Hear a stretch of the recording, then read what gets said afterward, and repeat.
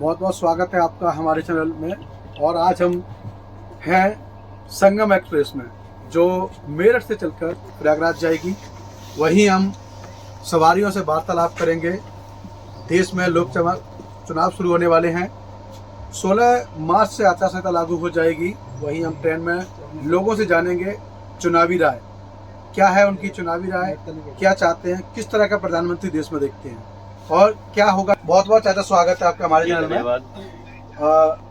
देश में चुनावी समर स्टार्ट हो गया है। लोकसभा चुनाव का बिगुल बज गया है। 16 मार्च से आचार संहिता लागू हो जाएगी और जहाँ तरह लोगों की टिकट फाइनल हो जाएंगी। वहीं अगर महागठबंधन की बात की जाए, महागठबंधन ने अभी नाम अनाउंस नहीं किए, कुछ ही नाम अनाउंस किए हैं। लेकिन अगर भारतीय जनता पार्टी की बात की जाए तो उन्होंने अभी देखने को मिली है। लेकिन जो असली मुद्दे हैं, क्या महागठबंधन उस मुद्दे का लाभ उठा पाएगा? मुद्दे तो कुछ है ही नहीं, जो भी है सही है। महागठबंधन ठग बंधन होकर रह जाएगा। आने तो मोदी जी हैं, फिर एक बार मोदी सरकार। क्या बात है कि लोग बेरोजगारी पे बात नहीं करते हैं, लोग शिक्षा पे बात नहीं करते। क्या लोगों का ये कहना है कि बीजेपी जो है भारतीय, जब से उत्तर प्रदेश में योगी जी आए हैं, ये बदमाश जितने भी क्रीम रखते सब घर कहाँ पे है? और क्या चाहिए ना? ये उत्तर प्रदेश को कुछ सरकारों ने उल्टा प्रदेश बना दिया था। उल्टा प्रदेश। आज हम अगर बात करें, आज उत्तर प्रदेश नहीं, उत्तम प्रदेश नहीं, सर्वोत्तम प्रदेश बनने जा रहा है। अगर हम बात करें वहीं पे देखा जाए कि एनडीए, लेकिन अगर वही आदमी जैसे अजीत पवार जो जब तक एनसीपी में थे तब तक उन पर 70,000 करोड़ का घोटाले का आरोप था। जैसे इन्होंने पार्टी तोड़ी, भारतीय जनता पार्टी में शामिल हुए, उप मुख्यमंत्री बन गए, तो वो 70,000 करोड़ का घोटाला वाला मुद्दा कहाँ गया? ऐसा जांच चल तो रही है, आरोप घोषित थोड़ी हो रहे, आरोप लगे नहीं है, तो जांच चल रही है। क्या लगता है इस बार 400 पार हो पाएगा मोदी जी का? जो एजेंट 400 पार 370 भारतीय जनता पार्टी में भारी पड़ेगा। भाई साहब, भारी इंडिया गठबंधन तो भारी पड़ेगा ही, क्योंकि अभी हमारे जो चचा हैं, इन्हें जो बोला है कि भ्रष्टाचार खत्म हो गया, ईडी नहीं आ रही है। ईडी किस मैन पे? नेता पे ईडी उस पे आई। आम आदमी ठीक है। और अंकल जी कह रहे थे कि बहुत उत्तम प्रदेश या वो प्रदेश बना दिया। कहाँ बना दिया? कहाँ है विकास के तौर पर? विकास कहाँ है? भ्रष्टाचार इतना फैल रहा है। जब हम किसी को 100 रुपए देकर अपना काम करा लेते थे पुलिस को, अब 1,000 5,000 से कम नहीं मानते। खाना खाने के लिए आटा बोलिए, खाना खाने के लिए चीज को, ठीक है। बीजेपी भ्रष्टाचार संशोधन कर रही है। अभी मेरे भैया बेटे कह रहे थे, भतीजे मेरे, कि 21 का आप भी बोल रहे थे, 21 में किसकी सरकार थी राजस्थान में? कांग्रेस की। फिर ये तो हर सरकार में होता, मगर उत्तर प्रदेश सरकार में इसका संशोधन किया जा रहा है। और रही सही एक बात और मैं कहता हूँ, कोई नहीं है टक्कर में, क्यों पड़े हो चक्कर में। तो अगर हम बात करें, जैसे बताया युवाओं का पेपर लीक का मामला है, हर बार इस बात को सहन नहीं कर पाए, उन्होंने आत्महत्या कर ली। क्या सरकार इसकी जिम्मेदार है? नहीं, 3 साल बढ़ाता दिया सरकार ने एज के मामले में।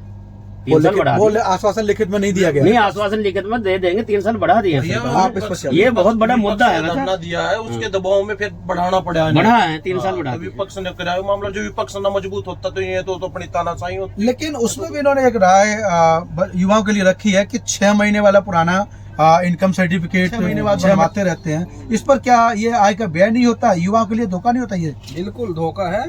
हर बार अपने नियम जो लागू करते हैं, क्या वो उत्तर प्रदेश के या भारत के निवासी नहीं है? उसका 6 महीने पुराना या अब करंट में बन जाए तो निवासी नहीं है क्या? कि 6 महीने पहले ही वो वैलिड है? कि अभी वो बाहर विदेश से थोड़े आया है, हमारे देश का ही तो है, किसी राज्य का हो। तो ये सिर्फ सरकार की मनगढ़ंत कहानियां बनाती हैं अपने फायदे के लिए। और मजदूर हित में काम कर रही है। अगर मजदूर हित में काम करी तो उनकी वो जो डेली की आमदनी है वो बढ़ाओ ना। 268 रुपए है उनकी जो सरकारी आमदनी है, तो उन्हें बढ़ाओ 500 करो उसको। एक और बात निकल के आती है, अभी असदुद्दीन ओवैसी का बयान कुछ दिन पहले आया था। लगभग 9 लोकसभा सीटों पर उन्होंने प्रत्याशी उतारने की बात की है, जहां पे अखिलेश यादव का गढ़ माना जाता है। चाहे वो बदायूं हो, आजमगढ़ हो, फिरोजाबाद हो। हो जाता है क्या? वो इसी तो भाई बीजेपी का एजेंट है, सो सबने पता। वो तो बरसाती मेंढक की तरह निकल के आता है, बरसात होगी आगे निकल के। अब से पहले कहाँ था ओवैसी? एक और बार निकल, अभी आपने देखा होगा पश्चिम बंगाल में जो अभी एक हादसा हुआ संदेश खाली में, जहां मोहम्मद शाहजहां शेख ने महिलाओं को बोला ये महिलाएं हमारी, हम जो चाहे वो करेंगे, और जहां सुप्रीम कोर्ट को तलब करना पड़ा तब कहीं जाके उसकी गिरफ्तारी हुई है। ठीक है, इस पर आप क्या बोलेंगे? देखो जी, वो कभी कश्मीर में हुई थी और इस घटना की जितनी निंदा करी जाए इतनी थोड़ी है। उसे सलाखों में उससे पीछे पहले होना था। ये तो दीदी की सरकार है, उसका पूरा सपोर्ट उसे है। शेख शाहजहां नाम है उसका, शेख शाहजहां। और कोई भी विपक्ष वहां जाने को तैयार नहीं है। एक जो भी बोला है प्रधानमंत्री ही बोले हैं, और कोई भी नहीं बोले। तो अभी आप जैसे बलात्कारी घटना है, ये सब चीज घटना में प्रदर्शी काम कर रहे हैं, क्या ये महागठबंधन तोड़ने का काम करेगी? वो बी टीम है, वो अंदर खैरने इनकी बात हो जाती है, इसलिए वो आते हैं। और रही बात माननीय श्री अखिलेश यादव की, वो कहीं भी ओवैसी जी कहीं पे भी अपने प्रत्याशी उतार ले, वो इतनी मजबूत स्थिति में है, वो जहां से भी चुनाव लड़ाएंगे उनके प्रत्याशी हर लोकसभा में जीत के आएंगे। ओवैसी जब जो चुनाव का माहौल होता है तब वो कहते हैं मुस्लिम हमारे हैं और ये हमारा है। माफिया जो है वो जेल में जा रहे हैं और लोग सुरक्षित हैं, डर का माहौल नहीं है यूपी में, तो इस पर आप क्या बोलेंगे? भैया आप मुझे एक बात बता दीजिए, सपोज करो एक परिवार में 4 लड़के हैं, एक उनमें क्रिमिनल है, उनका बाप शरीफ है, 3 लड़के मजदूरी करते हैं, और क्या कहता है अगर उसने कहीं पे दोष किया है तो उसको उसकी सजा मिलनी चाहिए। लेकिन वो योगी जी का क्या है, भय कहाँ से बनता है? योगी जी करते हैं बुलडोजर, पिताजी हैं, उसी क्या दोष है? दोष सिर्फ एक लड़के का, उसको फांसी चढ़ाओ दो ना। आप पूरे घर पे उसके बुलडोजर उतार रहे हो, पूरे उसके घर पे बुलडोजर उतार रहे हो, उसके माँ बाप को कहाँ जाएंगे? ये भय बना रखा है। माननीय सुप्रीम कोर्ट भी इस चीज पे टिप्पणी कर चुका है कि आप जाते हो बुलडोजर चला के, आप जो कानूनी प्रतिक्रिया वो करो ना उस पे, अकेले मेंबर पे आप पूरे घर को नष्ट कर रहे हो। ये कहाँ का है? ये तानाशाही है। तानाशाही ज्यादा चलने वाली नहीं है। ये जल्दी इनका जो जैसे दीवा होता है वो काम बीजेपी का हो रहा है। बीजेपी जल्दी ही जाने वाली है। अब किसानों की याद आई, चुनाव आया, पिछले 10 साल से मोदी जी हैं, माननीय योगी जी हैं, कहाँ है? क्या कभी कोई समाधान किसान का, मजदूर का, आम आदमी का? हम ये कहते हैं जो दोषी है उसको जेल पे डाल लो, लेकिन कानूनी कार्रवाई से, ये नहीं है कि तानाशाही से। जब भी इलेक्शन नजदीक आता जाएगा उसमें या तो हिंदू मुस्लिम करा देंगे या राम मंदिर का कुछ वो कर देंगे। चुनावी थोड़ा ही है, तो बीजेपी की दाल रोटी है। एक चीज और, जब भी एक चीज और मैं ऐड करना चाहूंगा। हमारे राम मंदिर, मैं भी राम के अच्छे से अनुयायी हूँ, लेकिन हमारे धर्म में क्या होता है कि कोई भी मकान या मंदिर जो बनता है वो पूर्ण रूप से बनने के बाद में हवन और पूजा पाठ होता है। उसके अंदर जो भी मूर्ति हमने स्थापित करनी है उसकी प्रतिष्ठा करनी होती है। वो अनुयायी है, मैं मानता हूँ, लेकिन अधूरा मंदिर बना के हमने उस मूर्ति स्थापना कर दी। चलो मूर्ति स्थापना कर दी, अधूरे मंदिर में कभी मूर्ति स्थापना होती देखी? आज से पहले किसी मंदिर में की हो तो बताओ। मैं दिल से मानता हूँ, लेकिन ये चीज गलत है। अपने फायदे के लिए मोदी जी सब कुछ कर रहे हैं, अपने फायदे के लिए ही उसने ये जो ट्रेन ना चलाई है, ये जो ट्रेन में हम जबरदस्ती ले जा रहे हैं, फ्री एक बार फ्री जाओ। लेकिन वो जो ट्रेन वो कहाँ से खर्च कहाँ से हो रहा है? वो हमसे ही तो निकल रहा, आम पब्लिक से निकल रहा। ये क्या होता है? ये जुमला फेंकने से। भारतीय जनता पार्टी का कहना है कि इस बार राम मंदिर की लहर है और बीजेपी इस बार 400 पार करेगी। जो मोदी जी का मिशन है वो लेके चल रहे हैं कि इस बार 400 पार, और मोदी है तो गारंटी है। भाई साहब, मोदी है तो गारंटी है। मोदी अब से भी पहले था। मोदी जी जब पुलवामा, जब RDX 300 किलो RDX गाड़ी के अंदर विदाउट वाटर प्रूफ, क्या मोदी जी के पास ऐसी कोई सुविधा नहीं थी कि उनको एयरक्राफ्ट से लाया जाए, हवाई जहाज से लाया जाए, या वो बंदोबस्त आया जाए? क्या उसी गाड़ी में ब्लास्ट होना था? जब कहाँ गए मोदी जी? हम ये कह रहे मोदी अच्छे हैं, लेकिन जो उनका बात करने का है वो सिर्फ चुनाव को फायदा लेने का है। ये कोई ऐसे नहीं होता कि प्रधानमंत्री अच्छे हैं तो भाई हमारे देश को आप लीज पे दे रहे हो, दिया है ये क्या? और सिर्फ एक चीज, जैसे हमारे यहाँ राम मंदिर का है, अच्छी बात है, लेकिन ये सिर्फ इस टाइम पे क्यों किया? इससे पहले भी तो, इससे पहले चुनाव के बाद भी कर सके थे, इससे पहले भी कर सके थे। अब ये तो लोगों को सिर्फ क्या चीज है इनका, हमारा धर्म हिंदू है, सोचेंगे भाई हिंदू तो जो है राम मंदिर आपकी उसमें कोई इसमें फायदा नहीं है। अच्छी बात है, आप लेके जाओ, लेने में जाने में क्या दिक्कत हो रही है आपने, लेकिन ये सिर्फ इन्हीं की वजह से है। मोदी जी जो कर रहे हैं वो इतना स्पष्ट नहीं होता है जितना कर रहे हो आप। ये भारतीय जनता पार्टी का कहना है कि हम हिंदू राष्ट्र बनाकर रहेंगे और भारत को विकसित देश की सूची में शामिल करने के लिए हम लोग तत्पर हैं। 2029 तक ये भारत को विकसित राष्ट्र बनाने की तैयारी कर रहे हैं हम लोग। इस पर क्या बोलेंगे? भाई साहब 17 से योगी जी आ रहे हैं, कौन मना कर रहा है हिंदू राष्ट्र बनाने से? बनाओ ना, कौन मुस्लिम मना कर रहा है? आज तक किसी ने बोला है हम बनाने देंगे? भाई हम मुस्लिम की जनसंख्या कितनी है? बहुत कम है। हमारी कितनी है? बहुत ज्यादा है। जब हम 10 लोग यहाँ बैठे हैं और 2 लोग हमारे झगड़ालू हैं तो 8 उनसे ऊपर हो जाएंगे क्या? 2 हमेशा दब के रहेंगे। मुस्लिम समाज का विकसित देश ऐसे थोड़ा ही होगा यार। विकसित देश तो ऐसे होगा कि जो कुछ किसानों की आय दूरी कर दंगे के कारण बढ़ेंगे और फालतू बढ़ते जा रहे हैं। एक और चीज अभी अनाउंसमेंट हुआ है मई महीने में, जो रेलवे विभाग के कर्मचारी हैं उन्होंने ये बोला है अगर ओपीएस लागू नहीं होता है तो हम लोग अनिश्चितकालीन हड़ताल पर जाएंगे। क्या ये सही है? जहाँ 4% बढ़ा दी सरकार ने, वो तो अभी एनपीएस लागू कर रखा है, ना कि ओपीएस। अच्छा, मुझे इस बारे में मालूम नहीं। इस पर आप क्या बोलेंगे? पुरानी पेंशन बहाली पर जो कांग्रेस सरकार जहाँ जहाँ बनी है उन्होंने अपनी पुरानी पेंशन बहाल कर दी है, चाहे वो हिमाचल का। आओ, अच्छी बात है मोदी जी, आप लाओ ना। कहाँ है? नोटबंदी कर दी, किसके पास से पैसा निकला? पास तो पैसा मिला। प्रधानमंत्री आवास योजना, फ्री राशन 2028 तक कर दिया गया है। प्रधानमंत्री आवास में 2.5 लाख जो कि अब 3 लाख कर दिया गया है। हर किसी वर्ग को दिया जा रहा है, चाहे वो हिंदू या मुस्लिम हो, किसी भी वर्ग का हो, सबको दिया जा रहा है। लोगों को फ्री आवास दिए जा रहे हैं। और एलपीजी की बात करें, उज्ज्वला यही तो जुमला सरकार है बीजेपी। और एक चीज और, अभी माननीय अखिलेश यादव जी पे अभी 19 का जो उनकी समन था, 19 का वो अब भेजा है कितना 5 साल बाद कि भाई कोई अदालत ऐसी बैठी है, कोई मान्य अदालत ऐसी है कोई भाई 5 साल तक वेट करेंगी चुनाव से ठीक पहले? क्योंकि भाई साहब धक्का हो चुका है सब चीजों पे। बीजेपी धक्का स्टार्ट है, ठीक है। आप मैं सही हूँ क्या बैठने में? जब लोग ये कह रहे हैं कि आप किसी एक राज्य में उससे बैलेट पेपर से चुनाव करा के देख लो, तो एक राज्य में करा के दो ना। जब हम सही हैं तो करा दो, क्यों नहीं कराते? भाई साहब कहीं न कहीं मन में खोट है, किसियानी बिल्ली खंबा नोचे, ठीक है, ये चीज हो रही है बीजेपी। और इसका जीता जागता तो सबूत चंडीगढ़ में देखा होगा मेयर के चुनाव में भैया 8 ऐसे ले जाता है और अपने आप उठाता है, लेके भाग लेता है। ये तो फिर उस पे कोर्ट, तो आज ये हमें ले जाके भैया राम मंदिर हम बन गए, हम आपको ले जा रहे हैं। अरे कहाँ ले जा रही है भाई? ये क्या एक नारा पीछे दिया था, जो राम को लाए हैं हम उनको लाएंगे, हम उनको लाएंगे। राम को कौन लाया है भाई? ये लाए राम ने भाई। राम तो सर्वोपरि है। राम इस धरती पे जब कब से ये धरती का जो विस्तार हुआ है, लाए सिर्फ लक्षण के टाइम लाए हैं राम को लाते हैं। ये राम को लाते हैं, लेकिन ये टाइम पे उसका ना राम का इन्हें क्या टाइम। और मैं भैया की बात का जवाब देता हूँ केजरीवाल को। केजरीवाल ने तो वादे बहुत करे थे। क्या करे थे? एस्कॉर्ट गाड़ी नहीं लूंगा, बंगले में नहीं रहूंगा। हिंदुस्तान का पहला आदमी वो है जो 50 करोड़ के बंगले में केजरीवाल रह रहे, जो प्रधानमंत्री में रह रहे, क्या था। और महिलाओं की बात करता हूँ मैं, बस वाले बस भी नहीं रोकते महिलाओं को देखकर दिल्ली में, और टोन और कसते हैं आगे फ्री की सवाल। जेल में है जब हमारी बिल्कुल संविधान पे किसी को भरोसा नहीं है।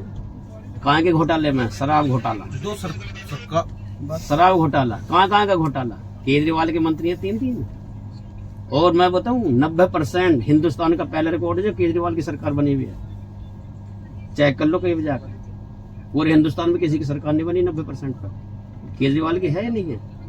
केजरीवाल ने क्या कहा था? मैं बिल्कुल कर्जा बढ़ रहा है वो खत्म किया जाए।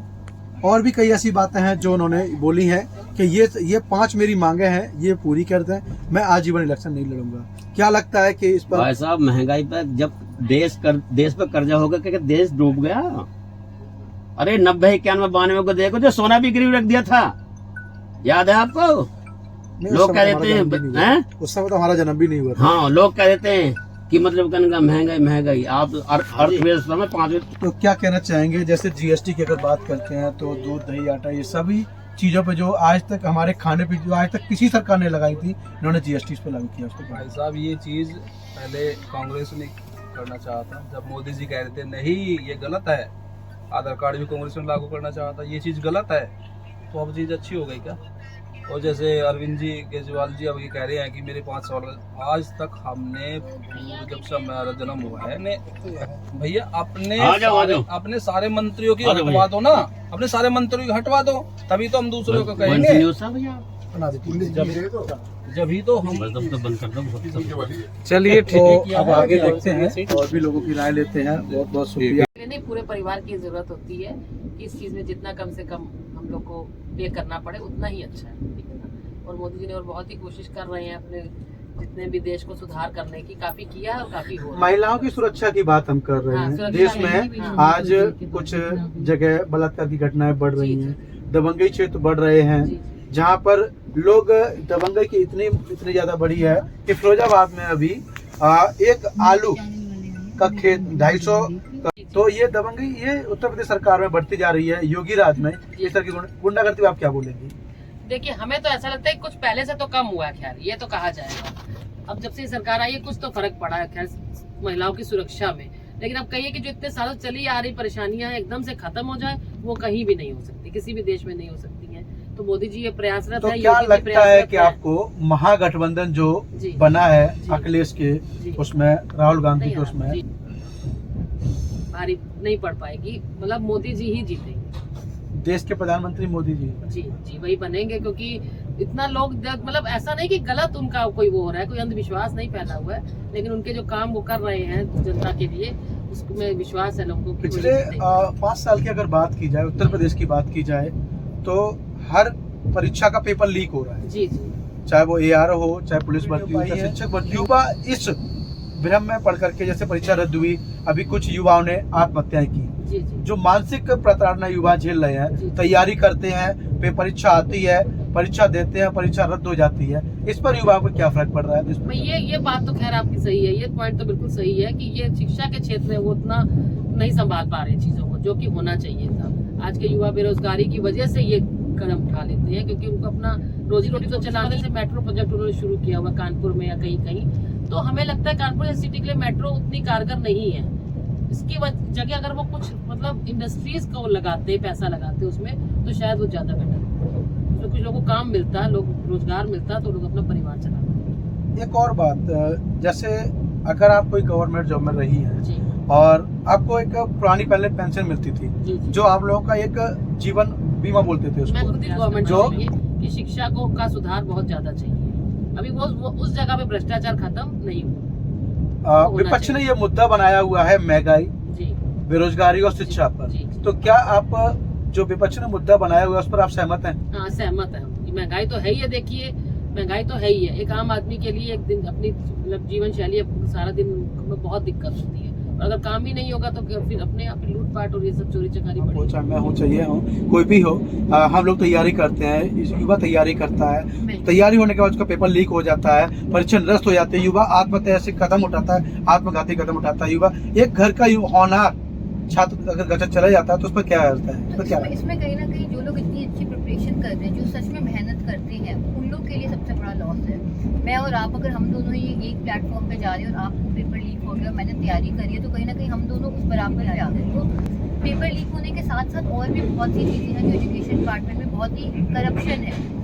मैंने इवन ये भी नोटिस किया है कि यूपी में लोग बिना एग्जाम दिए भी वो लोग पास हो रहे हैं बच्चा। मतलब मैंने घर के आसपास भी ये चीज़ें नोटिस करी हैं कि बच्चा एग्जाम देने नहीं जा रहा, लेकिन उसकी मार्कशीट घर पे आ रही है कहीं ना कहीं। तो ये बहुत ज़्यादा करप्शन है, और अगर ऐसे लोग ही पास होंगे तो आगे जाके आप क्या डेवलपमेंट, आप मतलब क्या ही सोच सकते हो। लॉकडाउन में इतना नुकसान हुआ, ऑनलाइन क्लासेज हुई, जो कि कुछ भी उसका फायदा नहीं। एक और बात समझ में आती है कि हमारे प्रधानमंत्री देश को विकसित देश बनाना चाहते हैं, और जहाँ तक बात की जाए कि ऑनलाइन क्लासेज आप पढ़ते हैं, ये पढ़ाते हैं, क्या लगता है जो हम ऑफलाइन में बच्चा सामने सॉल्यूशन कर सकता है, क्या वो ऑनलाइन से संभव है? नहीं, बिल्कुल भी नहीं है, क्योंकि बहुत सारी चीजें हैं। ऑनलाइन बच्चे बहुत ही एक हल्के वे में, मतलब आप सोचो एक face to face interaction, class में जाके पढ़ाई फर्क होती है, ऑनलाइन नहीं पढ़ाई करना। अब मैं जॉब करती हूँ गुड़गांव में, मेरा मतलब वर्क फ्रॉम होम चल रहा है, लेकिन कहीं ना कहीं मैं खुद रियलाइज करती हूँ कि जब मैं ऑफिस जाती थी तो मैं ठीक से काम करती थी, मैं घर बैठ के उतना ठीक से काम नहीं कर पाती थी, एक प्रोडक्टिविटी भी हमारी कम हो गई है।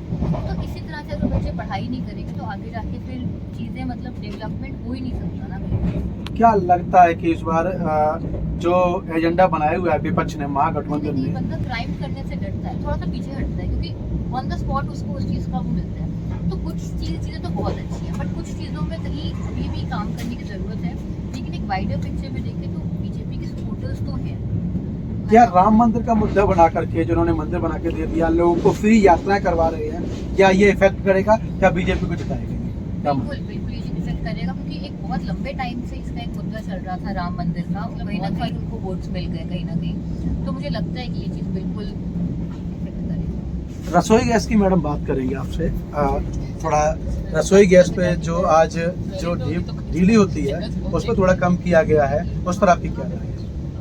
बहुत ही अच्छा कदम है कि जैसे मध्यम उच्च मध्यम वर्ग या उच्च वर्ग के लिए तो कोई खास ये फर्क नहीं पड़ता 100 रुपए से, लेकिन निम्न वर्ग हमारा जो है या मजदूर वर्ग जो है उनकी महिलाओं के लिए ये बहुत बड़ा है, क्योंकि वो बेचारे डे टू डे अपना मेहनत करते हैं, उससे इनकम उनकी जो आती है उसमें 100 रुपये बहुत बड़ा एक अमाउंट होता है, पूरी फैमिली के लिए बहुत बड़ा सपोर्ट है। क्या यह भारतीय जनता पार्टी के लिए वोट का काम करेगा? ये हाँ बिल्कुल कर सकता है। महागठबंधन जो महंगाई, बेरोजगारी, शिक्षा पे आज चोट कर रहा है, वो मुद्दे लेकर चल रहा है, क्या वो टक्कर दे पाएगी भारतीय जनता पार्टी को? नहीं, टक्कर नहीं दे पाएगी, क्योंकि देखिए एक दिन में ये सारी समस्याएं खत्म नहीं होती हैं, और हमने देखा है कि 2 टर्म में मोदी जी ने काफ़ी ज़्यादा अपने जैसे चाहे महंगाई है, चाहे और गुंडागर्दी है, इन सब पे बहुत ज़्यादा नकेल कसी है, और आने वाले समय में वो उनको अगर मौका मिलता है तो वो और अच्छा करेंगे। हमें तो ये लगता है कि देश का विकास मोदी जी के साथ ही सब होगा।